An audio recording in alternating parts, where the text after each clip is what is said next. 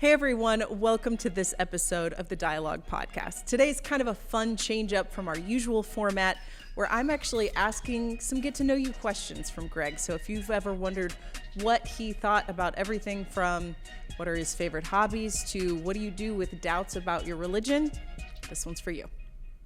All right, before we do anything else, let me say episode 009. Go ahead, Greg. Tell us about Mudin in Texas. All right, so here's the story. We had a guy that lived in our dorm, Justin Myers. I have met Justin Myers. He is a creature unto his own. Yes, he's a one of one. Yes. I could, everybody's got that college friend, or a friend in general, who just, it's ends a up must. with a lot of stories. Fills out your life. Of stories. I could do a whole podcast on him. Yes. Bottom line, he, so just to get our bearings on date and time, we're talking early 2000s. Justin shows up to our college, and again, I went to school in Texas, so just an hour south of Dallas. He shows up in a geo tracker, and we may need to, for those who view the podcast, we may need to come up with a picture right here, so you get an idea. But basically, it's the smallest SUV you've ever seen in your life. It's like the 90s, early 2000s version of what the 70s and 80s had with like the Pinto. Yeah, it was a tiniest version of an SUV. When SUVs were starting to become a thing, it was like, hey, Geo was like, we better get in the game, but it wasn't really a SUV. Yeah. And it was, the thing probably weighed. Like, is a compact SUV a thing? Because that's pretty much what it was. Yeah, it probably weighed about 150 pounds. Yeah. So anyway, he shows up in this Geo Tracker. Plastic body. In Texas. So, half the campus have, 4x4 pickup trucks and all this stuff. So one day, all these guys decide, hey, we're going somewhere, we're going mudding. And a bunch of them get stuck. Were you in trucks? I wasn't four-wheelers? there. I heard this secondhand. Okay. But from people who were consistently teasing him about his Geo Tracker. Because they were like, dude, that thing isn't, that doesn't count. Mm-hmm. Okay, but what were they driving? These guys are driving trucks. They're mudding with trucks. Okay. Yes, absolutely, yeah. Well, don't act like that's not that's the only way to do it. Come on now. Yeah. They get stuck in the mud, and Justin Myers and his Geo Tracker pulled these fools out. I love that. Oh, because the Geo Tracker was a 4x4. Yeah. Oh, I am quite confident that he never let them live that down. And he drove it like the Dukes of Hazzard, bro. He drove that thing like it was a powerful vehicle. But he pulled these trucks out, dude, and it was That's hilarious. Yeah, it became like the story of the year. Legend. Yeah. I love that. He is a legend.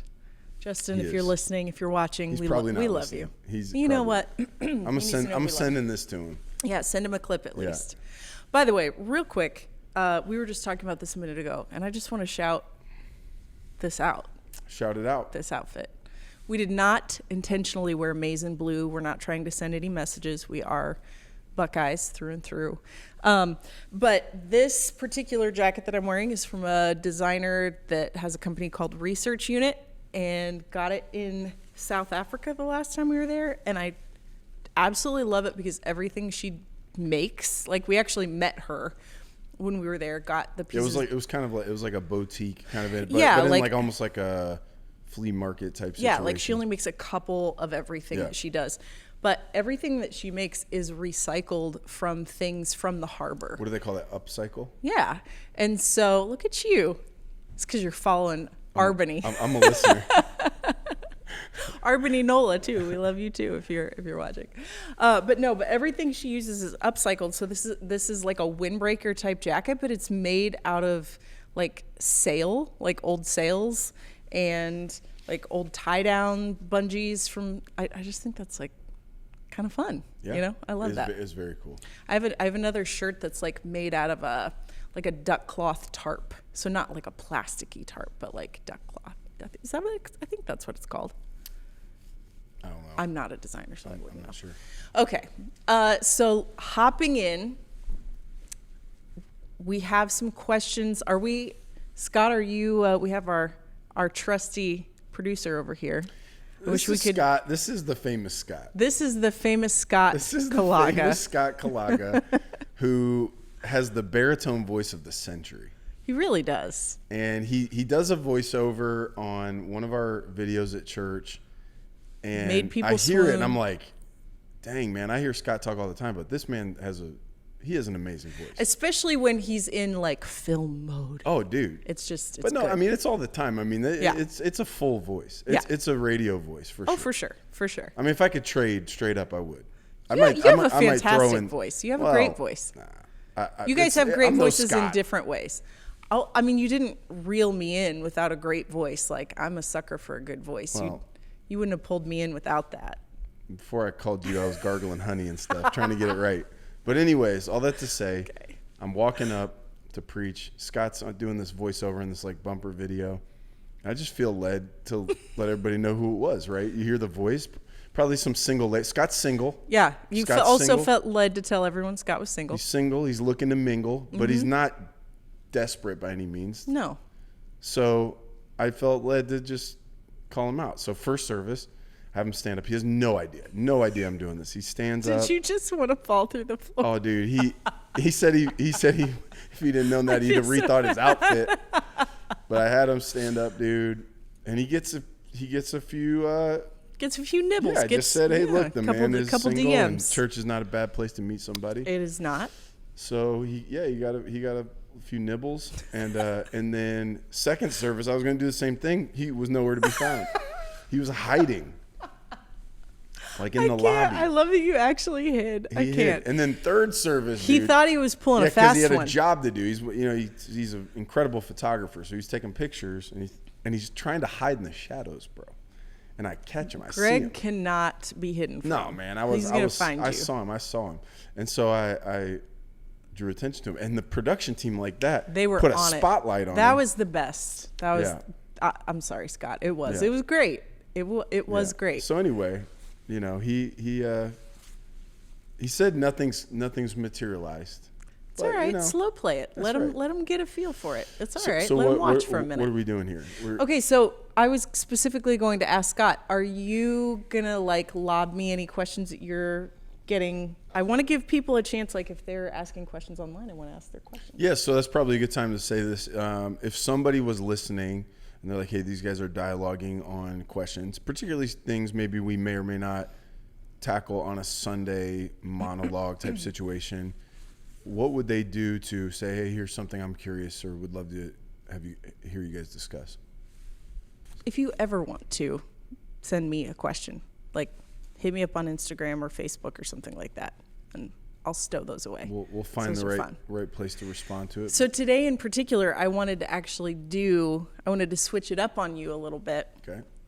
And do a little Q&A, a little rapid fire Q&A session here, and then we can lead into some deeper questions too.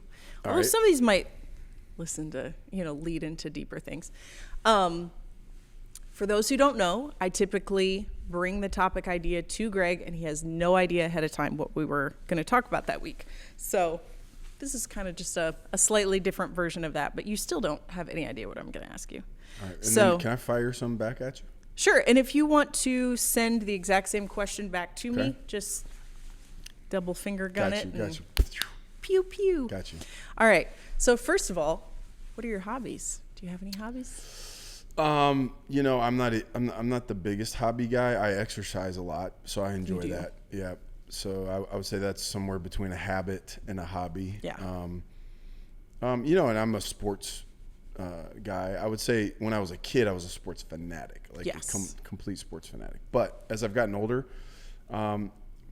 pretty much Buckeyes, Browns. Tonight I'm actually, I hate to date the podcast here, but I'm going to a Cleveland Cavaliers playoff. You could have fun with that and just say something wild, like some wild prediction about the Cavs game, just really confuse people with the date of it.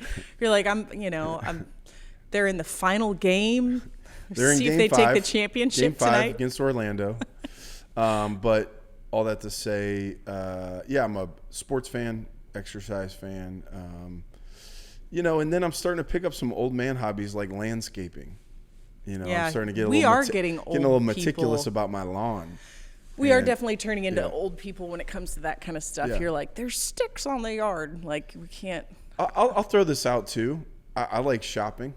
You do like shopping. I like shopping. You're a clothes shopping guy. I am. I like to try to find a gem or two. More than I am, actually. Yeah, I take our daughter shopping. Yeah. You know, more you guys than you usually, do. I like almost never take her shopping. It's pretty much the two of you. You're like, let's go on a little clothing hunt. Yeah. That's your vibe. Yeah, that's a good one. How about you? What are your hobbies? I feel like you and I are at this stage of life where it's kind of like we don't even really have the space for a ton of hobbies. You're an avid podcast listener. Yeah. I guess you could. I don't know if I call that a hobby. Well, I don't know, because I would say. Like, I listen to it while I do everything else. Like, if I'm cleaning, if I'm painting, if I'm whatever. Like, I'm not a big music listener. We were actually talking about this, a couple of the guys and I, before the podcast started. On average, like, aside from when you play music in the house or like the kids are listening to music or something, me specifically just choosing to play music, probably 1 or 2 songs a week. Like, I don't really listen to music. I'm one of those people that everybody says is a psycho, and I'll either like drive in silence or listen to a podcast. You know why?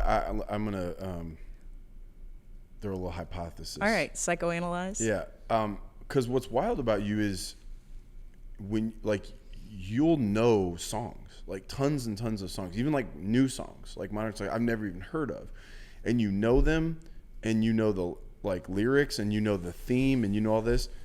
And I think probably because you have music in your background, when you listen to music, you really listen to it. It sticks. I don't really listen. Like, it'll be playing. Like, to me, it's just like kind of like a background track to life. Yeah. Like, I'm not necessarily most of the time. Like, sometimes I might really focus on a song, like, you know, if it has a meaning that means something to me or whatever. But there are a lot of songs, like, even like growing up, that I kind of memorized, or I heard enough that it was super familiar, that I really never thought much about what it was talking about. And I mean, so like when you hear stuff, even if it's like you're hearing it in the store or whatever, I kind of feel compelled to dissect it a little bit. Dude, you like really listen to it. You really listen to it, because you'll even like. That's a good point. How many times have we been in the store and you're like, oh, you hear this song? And I'm like, oh no. Like, never. And I'm like, how do you not hear it? Yeah, so like I think I wonder. It takes up too much brain space. That's what I was gonna say. I wonder if for you one of the reasons is because I'm not, you know, I'm not musically gifted, so to speak. I can listen to it and just appreciate it. Kind of musically gifted. You're an incredible drummer. Well, another thing people don't know about. On the surface, like, to me, I listen to music a lot of times kind of on the surface, and for you, it's taking you to some kind of deeper whatever, and you're like, I don't know if I want to make that investment.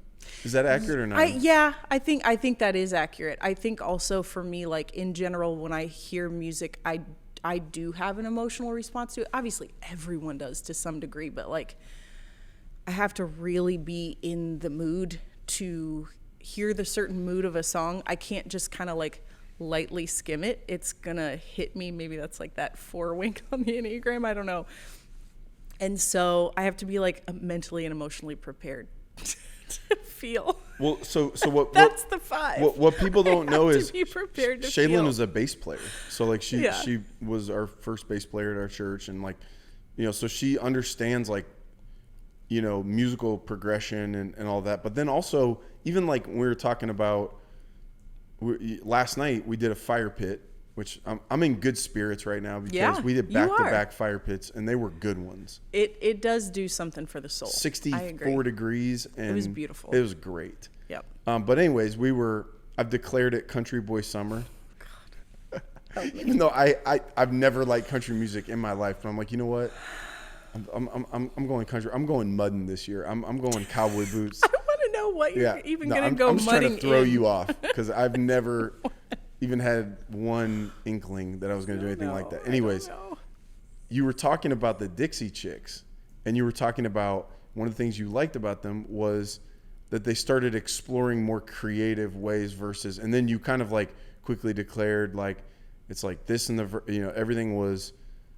You were speaking shorthand of like song structure, and how basically all these song structures were the same which is why you are making a lot of people hate me right now. No, I'm sorry. No, it's why you got bored with it, because you're like, dude, it's too predictable. It's not interesting to me. And now these guys come out and they do something very different. And again, I wouldn't pick up on that. I wouldn't know a lot of those repetitive things because I don't understand, music and chords and things the same way you do. I think you're just able to actually listen to music and just be like, oh, that's nice, and enjoy it. And I can't turn off pulling apart the pieces, and thinking about all the individual pieces of, the bass line, the guitar, the drums, the structure, the cadence, the whatever.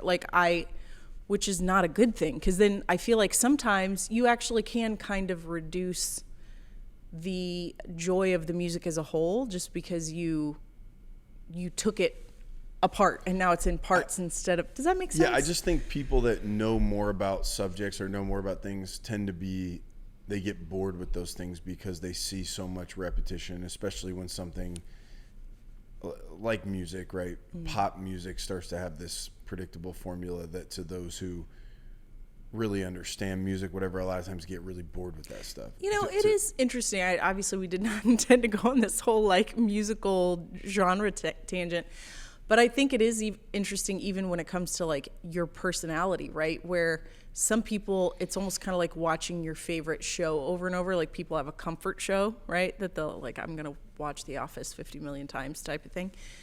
And so I think for some people with music, it's a comfort thing to have kind of a bit of predictability to the way that your music is. Even if it's a new song, I have a little novelty because it's a new song, but it still kind of follows a certain pattern that my brain recognizes and likes. Whereas for other people, that predictability, instead of being comforting, starts to be a little grating. Mm-hmm. I think it's just a personality thing. One's not better than the other. They're just different, right. So that's the beauty of music. There's something for everybody. Well, that's probably why, too, when a certain melody works or whatever, people kind of take it and they may vary it a bit, but they're going, nope, people like this. There's a little bit of familiarity to it. Kind of reminds them of this, but it has this fresh edge to it. And so they just kind of take it. And, of course, some of them get sued for, But even for a singular artist like you and I were talking about last night, kind of picked up on, it was Uncle Kracker. What was that? He did a duet with, who was that? Was that Kenny Chesney? Kenny Chesney. And I was like, wait a second. That sounds like something else. And we went back and listened to... It was his own song. One of his own biggest songs. And it was melodically almost identical, even though they were two different songs. But it was no, this is something that people... It was his biggest song. People loved the way that felt, the way that it sounded with his voice. And so he kind of replicated that, not exactly, but almost kind of copied himself, right? Mm-hmm. Because it was no, this works for him. So it's just fascinating. Okay, that was totally not the side tangent that we were trying to go on. I didn't even talk about my hobbies. We started to say listening to podcasts and got off on a musical tangent. Go ahead. Hobbies. If it was something I had more time for, I love doing costume design. I know I just said I'm not a designer. I'm not a regular clothing designer. But I love just the creativity of being able to come up with some idea and put together some fantastical thing, that is also meaningful for whoever wears it. That kind of stuff is fun to me. Other than that, I don't know. What do I like to do? I feel like I just like to work on projects in general. I like projects. I just started repainting the playset. I like to do that stuff. That, I sound super boring. Okay, let's move on. What is on your bucket list? I'm going to skip a couple of these. What is on your... You're not a big bucket list guy. I feel like I have this 50 byline bucket list, and why don't you take this one? No, go ahead. You gotta have one. I don't. Okay, I'll name a few, and then you jump in. So there are a handful of sharks I have not had a chance to dive with that I really, if I go to my grave without swimming with a whale shark, it in some way might have been a life in pain. You'll be really counting on those whale sharks on high. There you go. I'll be swimming in the Crystal Sea. But that's a big one for me. Like there are, places around the world that I'd like to travel or. Where? Definitely. I mean, you and I have talked about like there are certain places in Europe that I'd really like to go just for like the history of it. And, that's also something I'm super fascinated with is just history in general. And so I love to be able to go places that are historically rich. I think that's really exciting. So I'd like to do some of those kinds of things, but I don't know. This is going to sound like a major suck up, like I'm sucking up. Or like I almost hesitate to say it because it, I'll give you the points. It's going to seem disingenuous, but it's not. I mean, it's honestly like I don't have anything I am dying to see or do that I haven't already seen and done. I've got to see and do a lot. It really is about being with people who I love and watching them experience things they want to experience. Yeah. Like to me, like going to Mars, okay, with you, I don't really care. We can go to Mars or we can sit at the fire pit. Like it's about if it's something like you want to do, like even like one of the times when you went shark diving, I didn't go shark diving, but I went out on the boat because I wanted to watch you do and just see the joy in your eyes and see you enjoy what you were doing. So for the people I love and care about, I'm excited to go to stuff that they want to go to watch them enjoy it. You know what I mean? Yeah. Like I kind of hate Disney, except, and I don't mean like the movies or whatever. I mean like Disney World. Yeah. Disney World, Disneyland, whatever. I would never go except I have for pictures of you laying on the ground. Oh, dude, I won't even go into all the details, but my point is it's worth it because you're seeing the people that you love something. Yeah. So to me, that's the kids having. That's saw my Hudson bucket go list. Get a kiss on the cheek from Ariel, and his life was complete. So, yeah, that's a good point. I do feel like that's true for you. We need to get you some more bucket list items though. Yeah. Like, I mean, do you want to swim the English Channel? I decided that I don't want to do that because it was too cold. No. I was very interested until I started practicing in that water temp, and then I was like, you know what? Maybe not. I'll skip it. Okay. But I need people to write in with suggested bucket list items for Greg. That is your homework as a listener. All right. What is your favorite recent memory? All right. My favorite recent memory was our 20th anniversary. Okay. It was March 20th is our anniversary, and it was cold in Ohio, so we're like, let's just go. It was right before Easter. It was like a week and a half before Easter, whatever. And so we're like, we can't really like go do a week or whatever, several days, but let's just go like 3 days to Miami. And literally, we picked Miami because we're in Columbus. What is the furthest place south that we can get a direct flight? Yes, that was literally how we made the decision. Like, what's the furthest south direct flight? And it was Miami. So we're like, cool. I don't want to do a layover. Be there in a couple hours. So we did. We got up early. Whatever. We went there. So we get to Miami, which, by the way, Miami has been cracking down hard on like spring breakers. We were a little worried about. There were none. Yeah, we were worried. None. It was going to be like, this spring break city, party like central, wild. and it was going to be like whatever. It was not at all. But no, we were the norm there. Yeah, sure. Yeah. Well, it was like 11 o'clock. There was like a hardcore sound ordinance, fully enforced. No one messed with it. 11 o'clock, which is like that's reasonable. So anyway. We get there, and they're like, "Hey, by the way, it's Music Week, and we're gonna be, we're gonna be having like some like DJs and stuff that are gonna come in, and we're gonna throw like a big party on March 20th." We're like, what? Like, that's our anniversary. They're like, yeah, it's going to be a huge party. Sorry about that. Well, we didn't even tell them it was our anniversary. Yeah, obviously. They were like, oh, that had nothing to do with it. We're like, sorry, you didn't know that in advance. It's going to be like right below your hotel room. We had like a balcony we're on like spot. 4th floor up in a balcony, you know. And they're like, yeah, it's the courtyard right under your balcony. Yeah. We're so sorry. Yeah, so it's our 20-year anniversary. We go to dinner. We come back. And it's like the biggest party ever. Everybody's like dancing. They spent 4 days assembling it. Yeah, like from the day we got there, they had started setting it up. And because we had a balcony, an outdoor balcony, we didn't have to go stand up with any sweaty people. You know what I'm saying? Everybody spilling anything on you. We didn't have to fight for a bathroom. Dude, we just, like, on our 20th anniversary, we stood 4 floors up and just danced by ourselves. Yeah. This huge party, and it was like, it was fun. It fun. Felt like, you know, God had nudged somebody on the shoulder. It was like, let's have a big party for these guys, you know.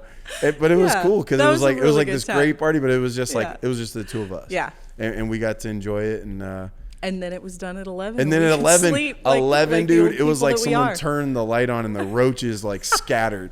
It was like boop, done, it's gone. So true. Like the place cleared in like probably 60 seconds. I'm like, no, it was 3 people are minutes sweeping up. It's over before it was completely empty. We're like, it was sweet, wild. Let's go to bed, like the aging people that we are. But that's what I just said. Yeah, that was probably mine.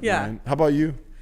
But yeah, that was a great one. I think as far as like little recent memories that are great, like some of the days we've had recently with the kids where, you know, the day that Miles came out and helped us do like all this yard work and, you know, put out all this outdoor furniture for the spring, summer and whatever. And like, he was super into it. And when you have a kid like him that's, you know, that's on the autism spectrum and is not always super socially engaged, to have an entire day that he was just like locked in with us, talkative, having a blast, like helping us carry stuff, helping us set up. He felt really like important. He felt important and felt like he like that was a really cool day. That was just a special day.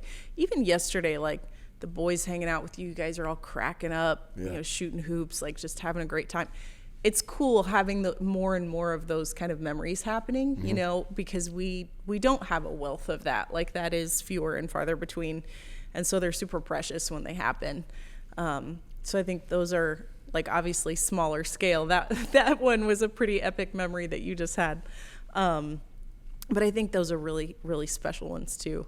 What about a childhood memory? Like what's a favorite childhood memory? I could think of a bunch. Here's one. I think I was in 6th grade, and get over the loudspeaker into the room. They were like, "Hey, we need to see Greg Ford down in the office." I'm thinking, "Oh man, what in the world?" And so, quick backstory. So I went to a different school through 5th grade, and then in 6th grade I had to go to a different school than all my friends. So I left and went to a different school. So all my friends went to this other school. And this is way before any social media. Right. Like so I just didn't see them. Like if you weren't pen pals, it was over. Yeah. So I hadn't seen these guys in a long time, and so I get called down to the office. I go down there, and my dad is there with my 2 best friends from, you know, elementary school, and he's like, "Hey, I'm getting you out of school today. We're going to the Pro Football Hall of Fame." Oh, yeah, that's really cool. So I grew up in like Akron. So he got me out probably like early in the day and just called me off of school. And then me and these 2 friends and my dad went and spent the whole day, you know, in Canton at the Pro Football Hall of Fame. And it was I've actually never been to it, by the way. Yeah, let's go. Or the Rock and Roll Hall of Fame, which is I haven't been in a very long time, so it's probably changed a lot since I've been there. But it was one of those, like, I mean, I had no idea, you know, and to get taken out of school, like in that was such a big 6th deal grade, at you're that like, age. this is amazing. That's awesome. You know? So anyway, that's a good one. How about you? Good one. Childhood memory. I don't know.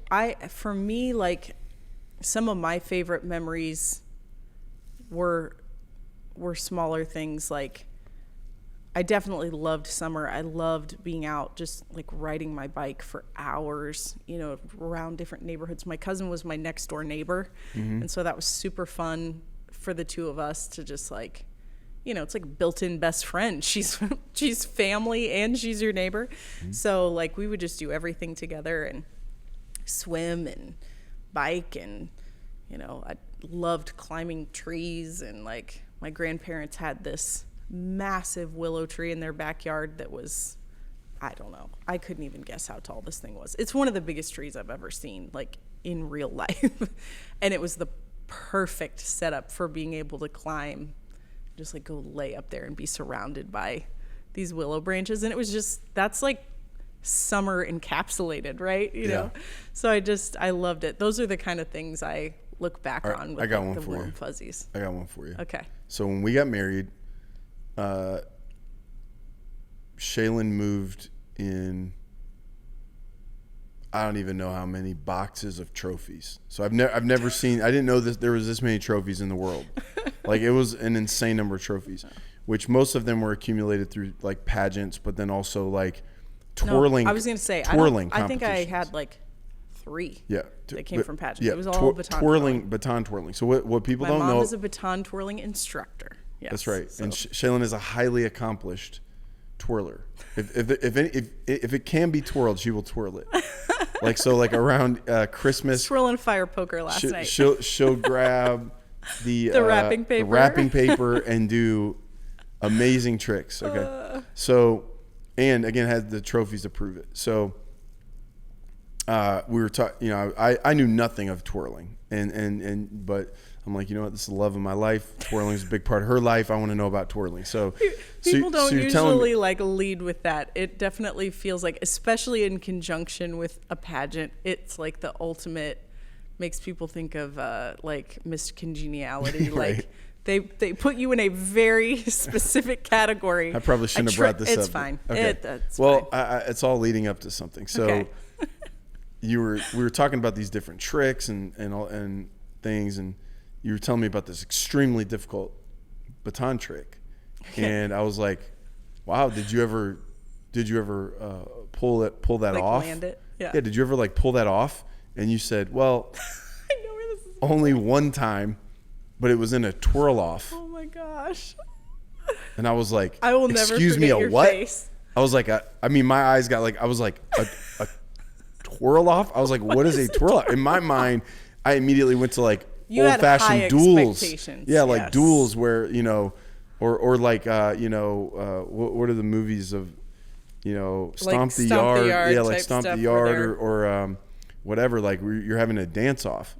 But I thought it was like... You thought it was like a battle. I thought it was like a battle. 8 Mile, you're going back and forth. Yes, you just, until someone gives, someone taps out, someone can't twirl anymore, and then they're just done. That is epic. Dude, it was like, it was like the showdown at the OK Corral. I love it. I had it so built up, and you're like, I'm sorry it was not you're like, it's not quite that. So give us, what was your best trick ever in a twirl off, and what is a twirl off?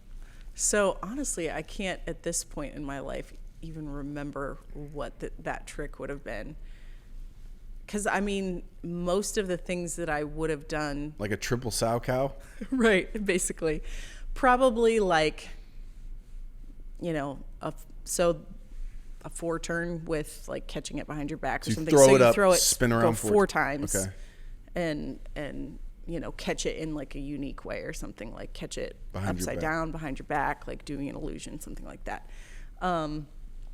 There are some things I bet I could still do to this day. Like I know I can still do a high toss illusion. You throw it up and do, it's almost kind of a move you'd see like figure skaters do, and then you catch it. Or maybe it's still a walkover. Ooh, I'd really have to limber up first. That could be bad. But anyways, so I can't tell you what that trick would have been. Probably something along those lines, because I don't remember. But a twirl off is basically when the champion of each age category and each like overall expert level so comes together, and you are all on the floor at the same time in the gym, and then they play the song. The judges are watching all of you, and it's like you choose a grand champion out of that. So you're basically the grand champion of the day.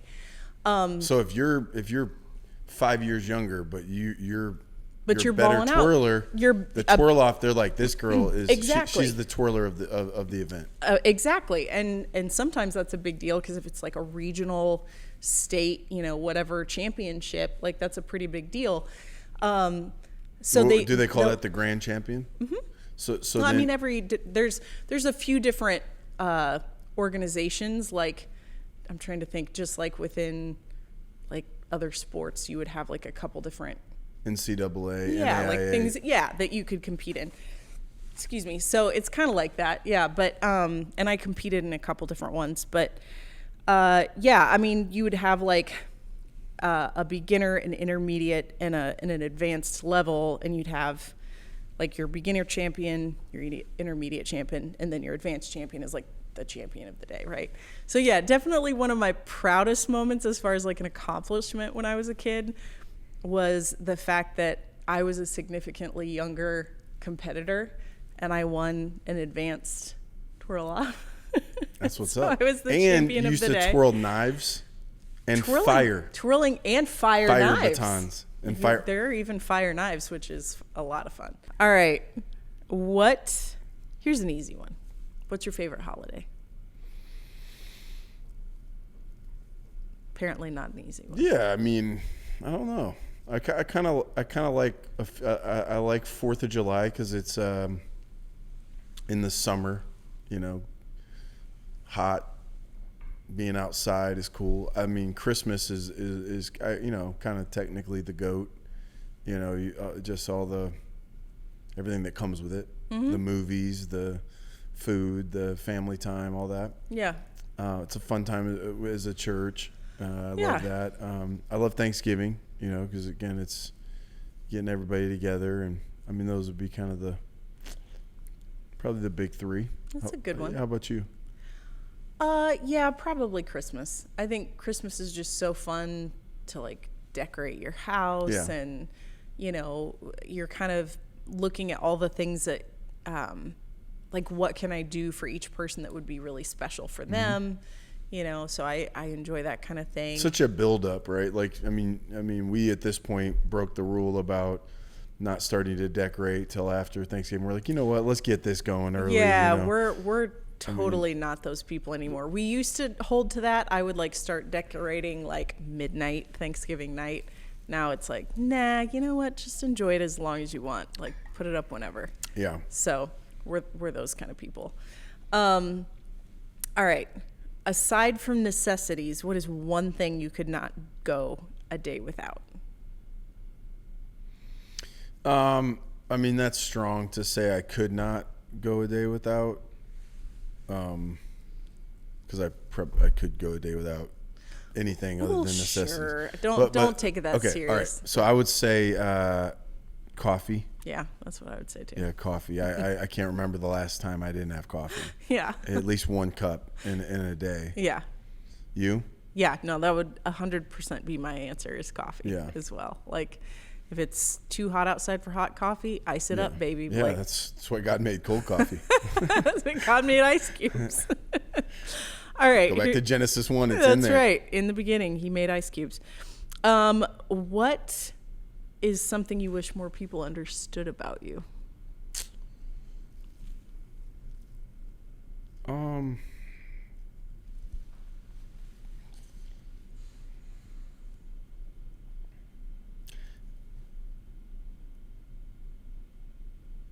I guess it's which people.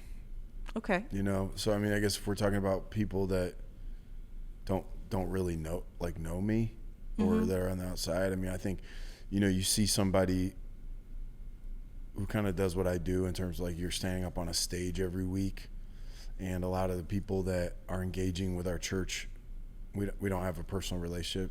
So I would say they probably assume sincerity and integrity, but if they don't, I would hope that they would, I guess. And then I really am trying to do right by people, by God, by my family. I really think things through the best I can, and if I'm not sure what to do, I will be as patient as I can be, because I really again, I want to do right. And I think that's probably could be encapsulating the word sincerity. And I don't know. I guess I'd have to think about that more. How about you?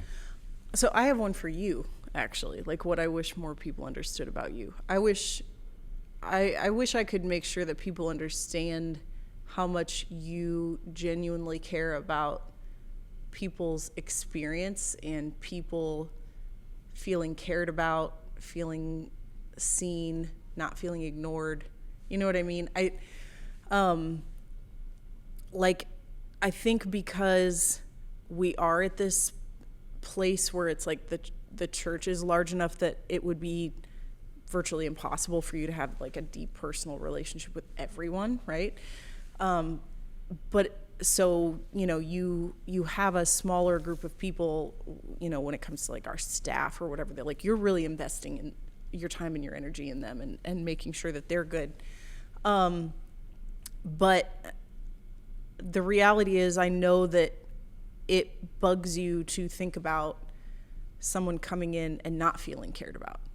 And that was really hard for you, like in that period where the church was really growing, because you wanted to keep being able to be present and be a touch point and whatever. And it was like, you can't be to that many people. And so it's like, how do I not make myself the lid and kind of get out of the way and let other people start taking care of people as well? But that's always in your mind, that you want to be sure that people are being taken care of and that they don't feel overlooked or underserved.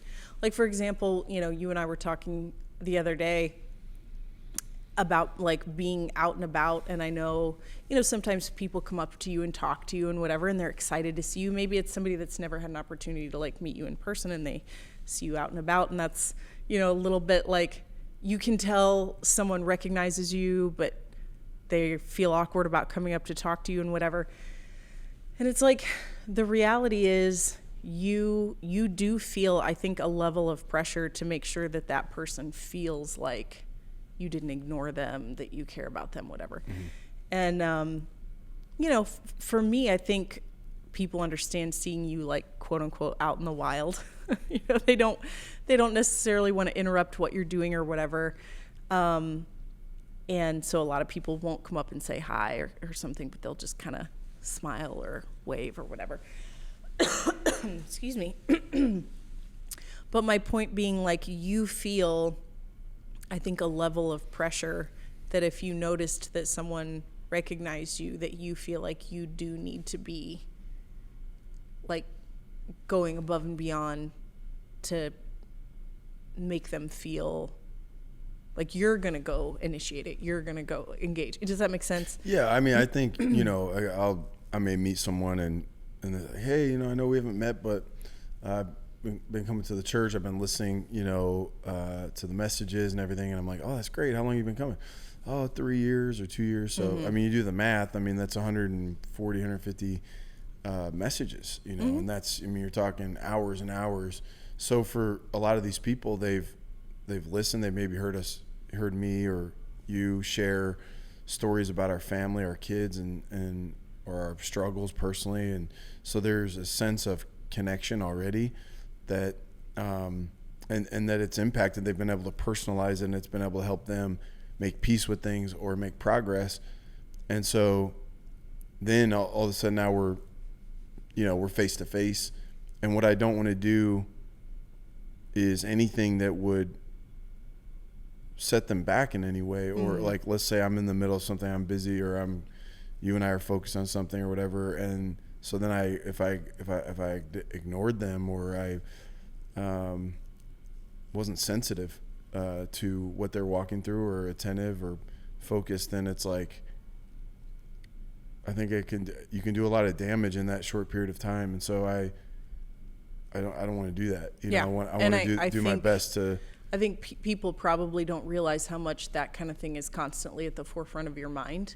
Yeah. And not just in that particular scenario of someone seeing you. I mean, that's very specific, but just in general, like all the time, I think there's this assumption sometimes about somebody that's in your position that they think you're kind of like aloof or whatever, right? And I think most people who know you know that about you, that that's not who you are, right? But people in your position, they tend to stereotype. And so it's like, man, that is always on your mind at all times.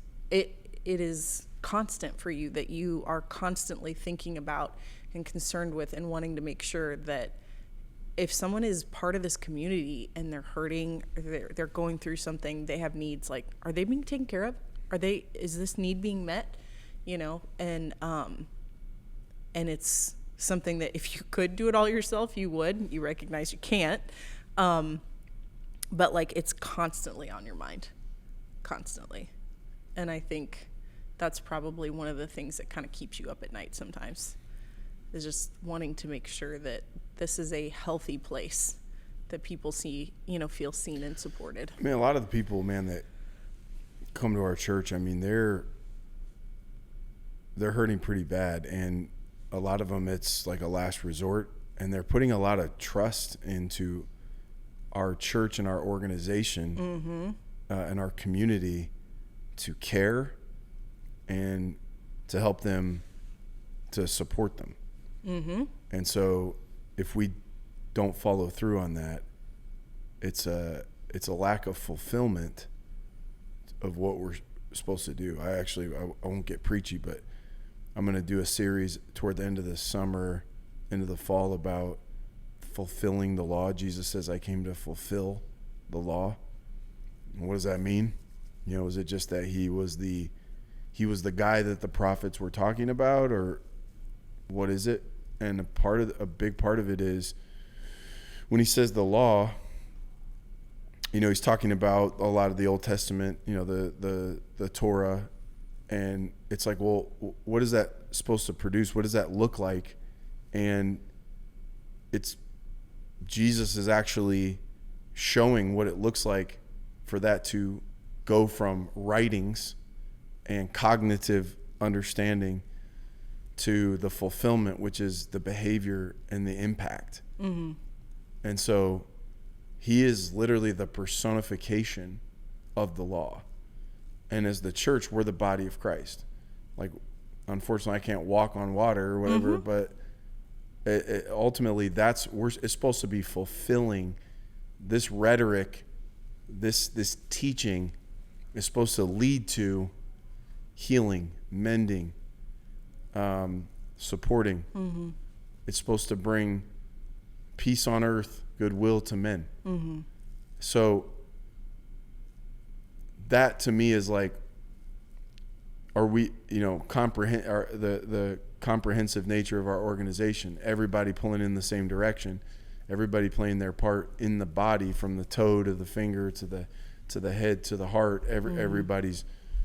And yeah, I want to do my part of that, and I'm always trying to figure out, when I meet people, are we doing that? Are we accomplishing that? Yeah. And it does keep me up at night at times, right? Concern of just, man, are we just gathering and we're not, doing this? And we're not going to bat 1,000, man. You're not. No, it's just, no matter how sincere, no matter how hardworking you are, but that really, really, really matters to me. Yes, for sure. All right, a little bit of a dive into something a little bit, I mean, you already kind of started going deeper there. But one that had been put to me from someone else was like, what do you do when you feel like you have doubts about God? Like, if you have doubts about something, a specific area, theologically, like, obviously you know so much more in that particular area than a lot of people do. Most people didn't go study theology or whatever. And so, like, but that doesn't mean that you're immune to questioning certain things, or so, like, how do you handle that? Okay, so there's a few things that come to mind when you ask that question. So doubts about God would be doubting beliefs about God, right? Or doubting what I have believed, or questioning what I believed or what I've been taught, or what I've thought was true.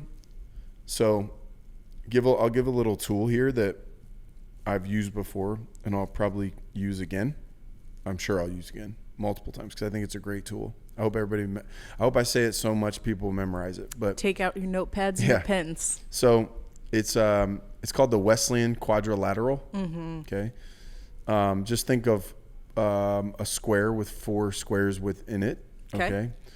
And that's a quadrilateral. And a window with 4 panes. Window with 4 panes. And in one of the panes, it's the scripture. Okay. So what does the Bible say? So again, when you say God, we're talking, if we're getting our theological beliefs, we're gathering those from the Bible. You have the scripture. So what's said there? The second pane is tradition. And when you think tradition, just think of traditional interpretations of what those scriptures mean or those stories mean. Mm-hmm. So there's a lot of them, right? There are certain traditions, faith traditions, that would take things as very literal. This thing happened exactly like this. And then others that would say, oh, no, that was an allegory, or that was a parable, or that was something else. It's a poem. Okay, because again, the Bible has many genres within it. And the more you can understand even those types of writings in that time, you can see how it might be something other than maybe what your tradition says. But again, a lot of people, we look at tradition. That's part of it. We don't want to just start from scratch. A lot of people have learned a lot and written a lot down. So there's that. So scripture, tradition, logic. All right. So what makes sense? And then the fourth is experience. So your life experience. So you read a scripture and someone interprets it for you, some preacher, some pastor, your parents, whatever, a teacher. They say, this is what this means. But then you have to go, does that logically make sense, what you're saying? And I understand that not every single belief about faith or the ethereal, metaphysical world is going to totally fit into our logical brains. But I think you also have to be careful. You don't just use, well, we just don't know these things, they're too big for us, as a default for just illogical thinking. For not thinking something through. Okay. So to your question, if I'm struggling in a belief about God, I'm probably dealing with one of those 4 things. Okay. Either I came across a scripture that the interpretation, once I started studying it a little deeper, a little better, I'm like, hey, that interpretation I've held or that I was handed, right? I don't know, man. That may not be it. So there's that. There also is sometimes experience, that 4th one. I experience something that doesn't line up with my interpretation or my tradition or whatever it might be, right? So so in those areas, I kind of go back to that quadrilateral. I go back into the scripture. Is this what it was saying? I'm going to wrestle with it. And I kind of just see that as an opportunity to wrestle, to discuss. I'll approach people who I respect, whether it's people that have strong theological, biblical grasps, if it's something I'm going, like, my experience in this scripture don't line up, and try to reopen the case, so to speak. And because ultimately, again, when you ask the right questions and you ask, seek, and knock, that's how you get to a real belief. Right.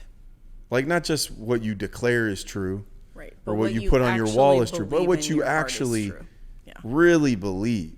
Right.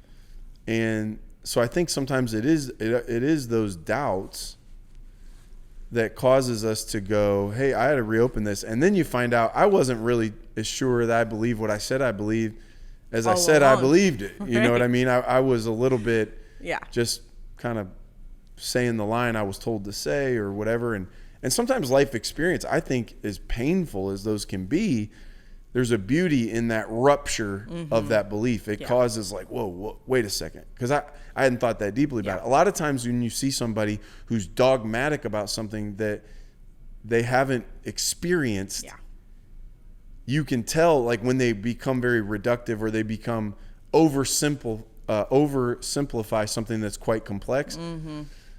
you just kind of know they haven't walked through it. Because when you walk through it, a lot of times it forces you to go, wait a second, man. Right. And what you don't want to do is make all your beliefs contingent on your feelings or your experiences. Right. That's a mistake as well. But I think it informs things. 100%. And often it's painful enough that you go, I got to really look into it. I got to go back to the drawing board here. Mm-hmm. I've got to go, is there other plausible beliefs around this type of thing? You know what I'm saying? Is that really what the scripture says? Is that what he meant? Is that what the author meant? And so I think it sends you into, at least it sends me, that was a question, is how do I handle it? That's what I do. Yeah. I go dig deeper and I bring in people who I trust and who I respect. Yeah. And then I reopen the case and I see where I end up. Yeah. I think that is such a, like, I've heard you talk about that before, the Wesleyan quadrilateral, and I do think that is such a helpful tool.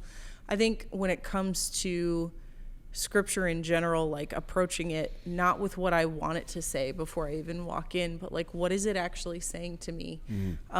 You may come away with more confusion in the beginning, but then it will lead you through that process that you just laid out. If you are, really diligent to follow that through, you'll start getting so much more clarity.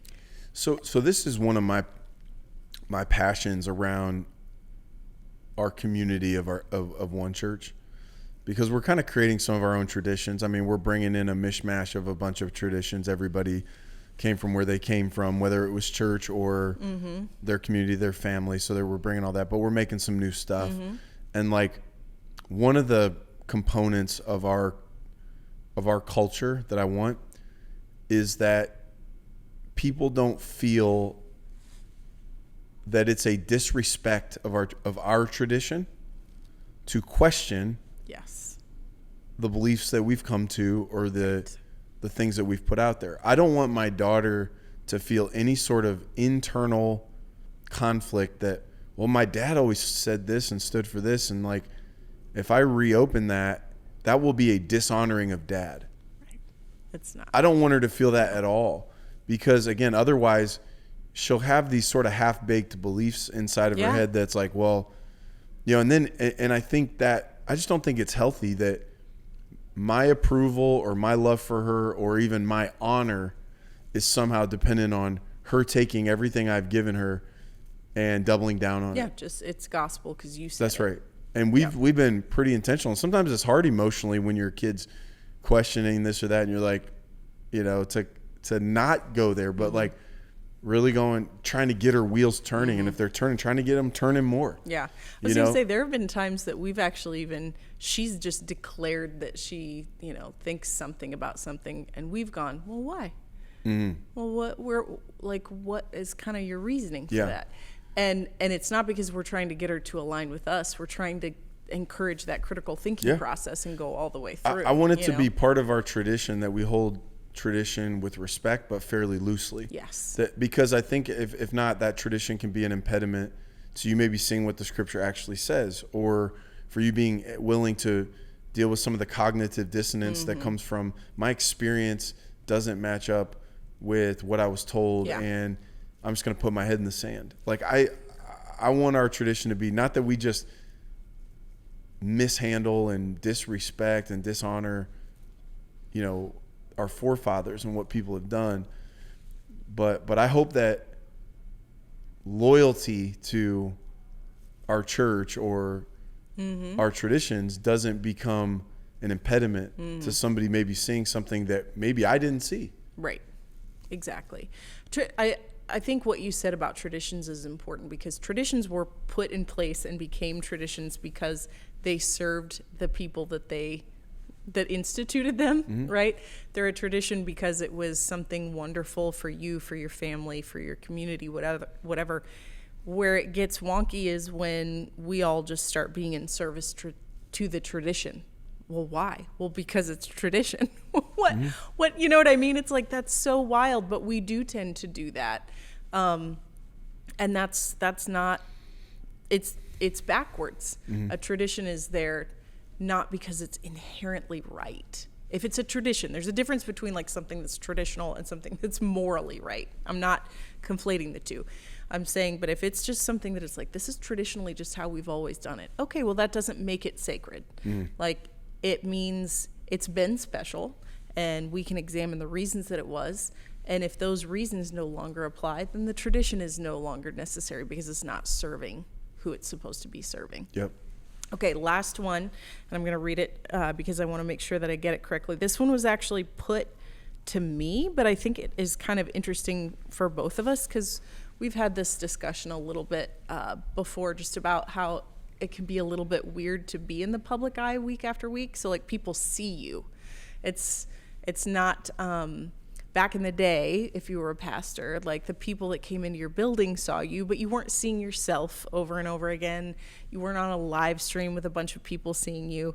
Now we've got the podcast, and it's also video. So it's, every single week you're doing something in front of a camera, and it's just a different kind of life. So, like, how do you handle it if you're, like, not feeling your best, or if you're struggling with, like, your self-image in some way? Is that ever something that even comes into play for you? And I'll answer this too, but, like, is that something that ever kind of comes into play for you? So if I understand the question right, so because there's content being made, whether it's pictures being taken or video, and I'm seeing myself, and you go, man, making you feel some kind of way. Yeah, I look like I put on a few pounds or whatever it might be.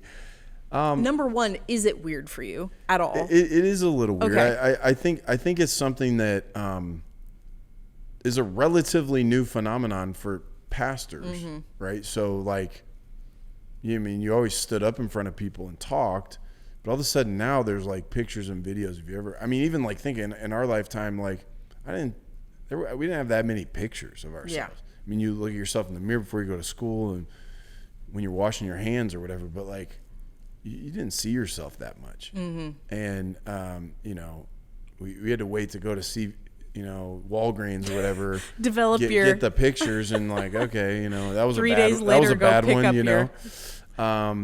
So, yeah, I think that's something that can get in your head a little bit about how you look, or, man, gained a little here or there or whatever it might be. And so it is something I think is a question, how do I deal with it? Yeah. Like, what do you do with that?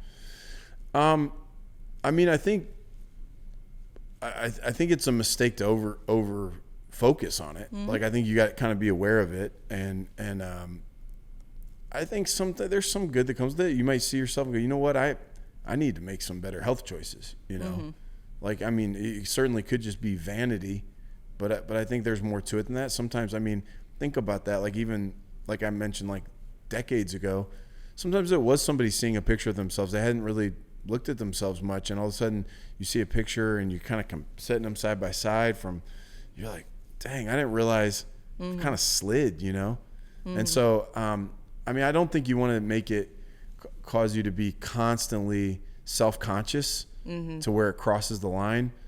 But I do think sometimes it can help with self-awareness and not let it lead to insecurity, And here's the reality is most people, how many times have you seen somebody look at a picture or video of themselves and just totally talk about how terrible it is? You're like, what? Isn't that? You look fine. Like, what are you talking about? That is kind of a human phenomenon. Like, you see a picture or video of yourself and you just think it's, you're just really hard on yourself. I look horrible. I look like this, I look like that. And the reality is it's bigger in your head than it is everybody else's. So I think in this world where there's a lot of imaging that's going out, I think being conscious of it isn't wrong necessarily, but I think if you're not careful, if you just let it happen to you, it could lead to either you just being really insecure or self-absorbed, and it becomes too big of a deal. I think it's a fascinating thing to consider in your case in particular, because, like, you didn't sign up for something that you thought like back when you started doing this 20 years ago, like you said, you knew you would be live in front of a room. I was preaching off an overhead projector. Right. No, that's not a joke. I sat there, I made my own fill in the blanks, and I used a dry erase marker. Okay. And I was preaching off of that. Yeah. So it's like, it's not like you got into this because you're like, man, I just love seeing myself in front of the camera. I just love hearing myself talk. It's like, you wouldn't have heard yourself preach it again. You wouldn't have heard yourself, you wouldn't have seen any of these things. So it is kind of this like weird dynamic that has, because of just the change of time, like become a very real part of your job description in some way that you just never would have foreseen. So it's kind of a fascinating one. For me, it's a little bit different because I think obviously I've chosen to do certain things that are like public facing, and some of them do have to do with the way something looks or whatever. And so I think I've been maybe a little more aware of it, or that people maybe make assumptions that I feel a certain way about it, or that and so for me, in answer to that question, I don't really think about it all that much. I'm not somebody that's like obsessed with it. Like, I enjoy makeup. I enjoy doing stuff with hair. It's kind of a creative thing for me. I like that you can, in a way, create what you want to put out into the world as far as like who you are and whatever, just like the way people do with clothes a lot, right? It's like, this is kind of giving people a sense of like your taste or your personality or whatever. But for me, it's a lot more about that than it would be about like hiding an insecurity or feeling a need to like highlight something that I want people to really notice about me type of thing. It's kind of more of like, here's a portrayal of who I am, I guess, is probably a better way to put it. I have pictures and video that I don't like of myself plenty. Like, there was, one clip from the podcast a couple of weeks ago that I was like, oh Lord, like it's when I was at my sickest, and we had actually even delayed recording a day because I was like, I couldn't drag myself here. And so you can just see it in my face. It's like, this is a girl that is on death's door. Like, she looks like an 1800s Victorian child that's about to give out. And I was like, oh, I don't want this clip out there because I look so bad. But then I thought, oh my gosh, who cares? Like, was the content good? Is somebody going to get something out of what was being said in that moment? Then why do I care that much? Yeah. And I think that's kind of, for me, where it's become, it's like this, you and I have had this discussion before. Like, I don't feel as connected with my physical form as much as I do my mind. Like, this kind of just, it's me, but it's less a part of me than in here, to me. And I recognize everybody's wired differently. Some people, this really feels integral to who they are. To me, it almost feels a little bit more like an actor who is putting on their character makeup, I guess, is maybe a good comparison, where you're like, I am getting into this, hair, makeup, outfit, whatever, that is supporting me being able to really get into character and portray this role. And I'm not saying it in a way of like I'm being fake, because that's maybe not what like I mean. A soldier putting on their uniform to go do their work. Yeah, it's like you're that's probably a better way. Even heck, if you're a baker and you're putting on your outfit, you're a doctor, you put on your coat. Like, it, to me, it feels a little bit more just like, I am putting this unit together so that I can go do my job effectively.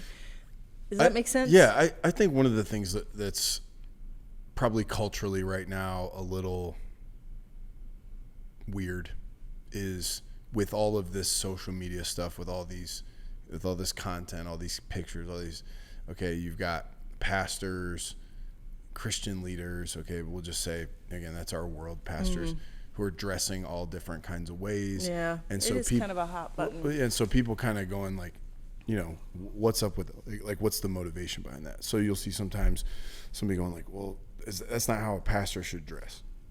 How should a pastor dress? And that's the question, right? And, right? And I think ultimately it's what's going on inside. Like, I kind of want to be comfortable in my own skin. Mm-hmm. I want to dress the way I would dress if I wasn't necessarily a pastor. Now, I'm not talking about again, there's issues of modesty and a million different things of what does that actually mean, right? Of,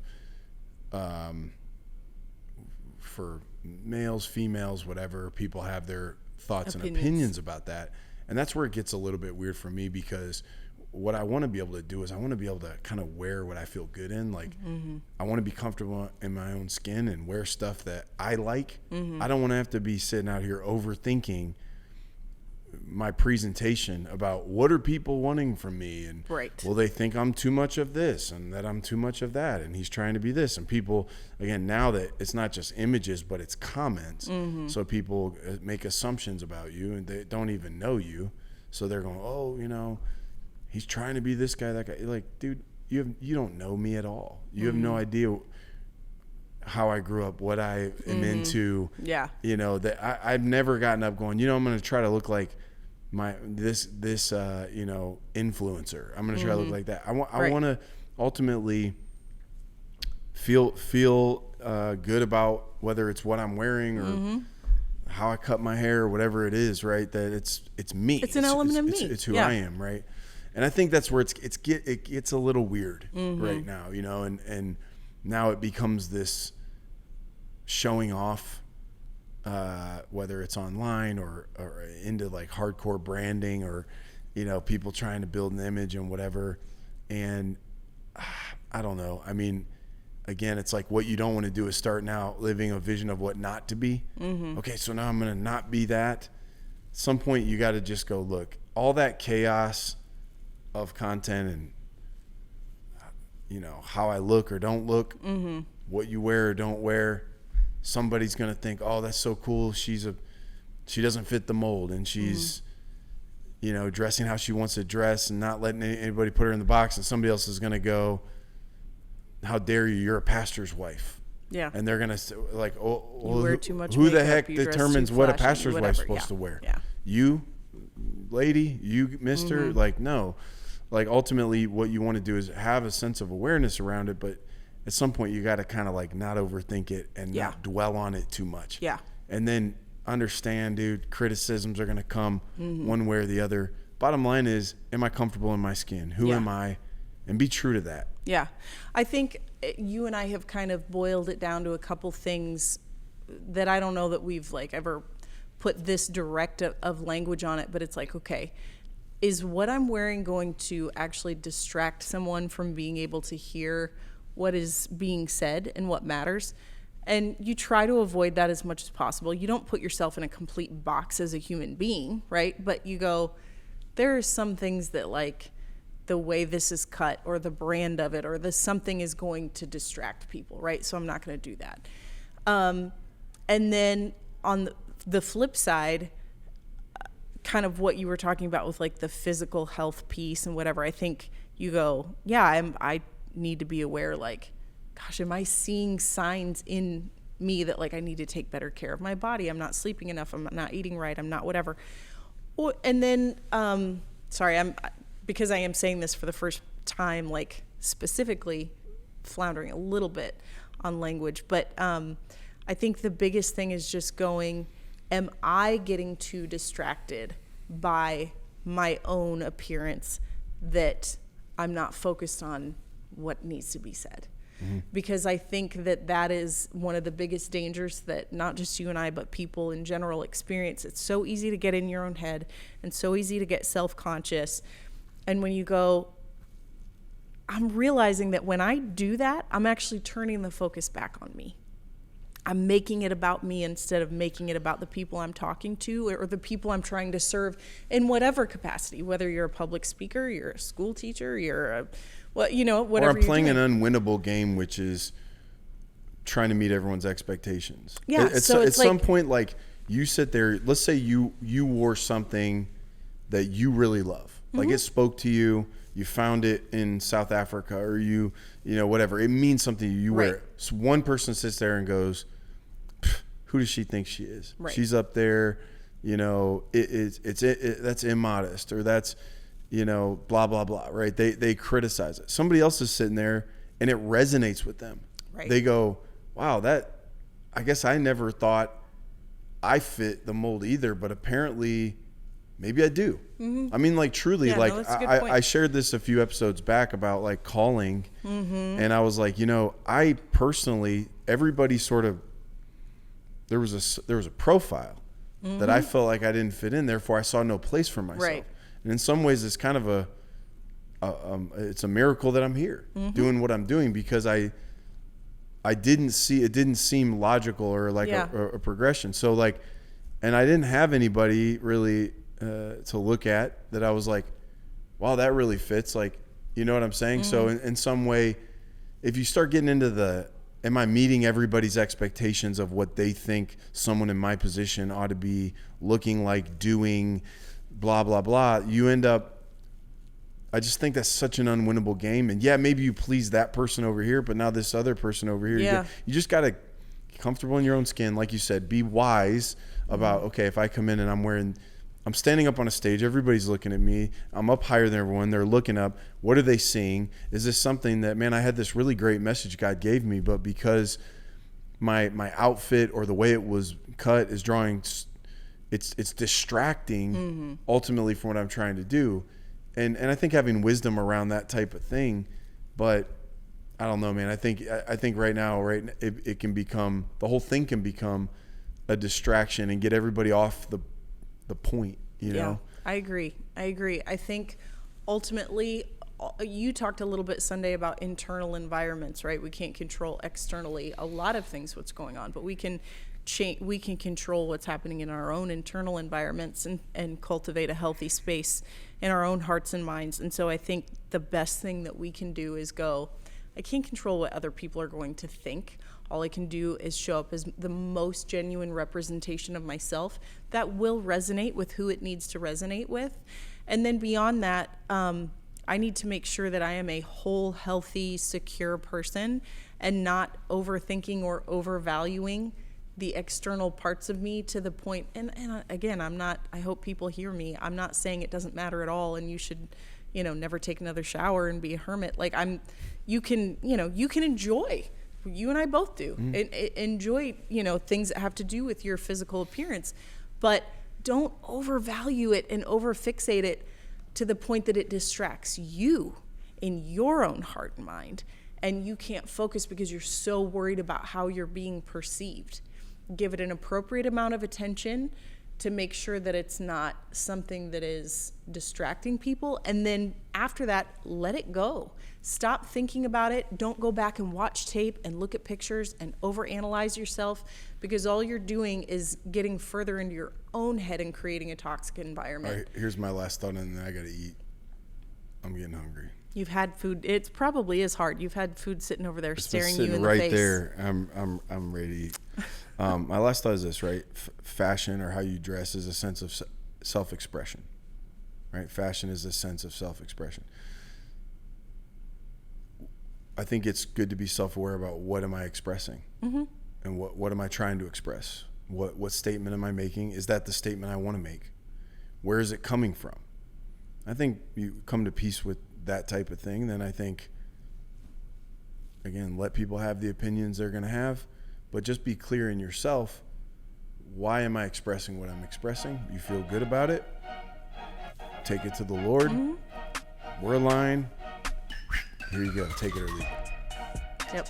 Take it or leave it. This whole episode. Let's eat.